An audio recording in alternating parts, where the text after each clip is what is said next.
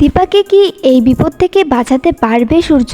হে বন্ধুরা, আজকের ভিডিওটিতে আমরা এমনটাই দেখতে পারবো। চলো যাওয়া যাক। সূর্য দীপাকে বলছে, দীপা কি হলো?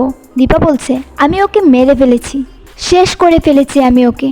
দীপার মুখে এই কথা শুনে বাড়ির সবাই তার দিকে তাকিয়ে রইল।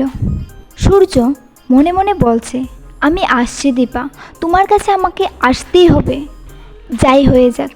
আমি জানি রাগের মাথায় তুমি সব করতে পারো, কিন্তু সেটা হলেও তুমি কাউকে খুন করতে পারো না, এটুকু বিশ্বাস আমার তোমার উপর আছে।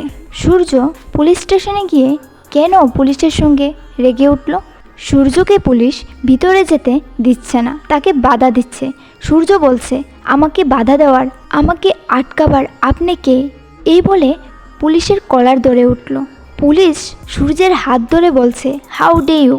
আপনি একজন অন ডিউটি পুলিশ অফিসারের উপরে হাত দিয়েছেন, এর পরিণাম কি হতে পারে জানেন?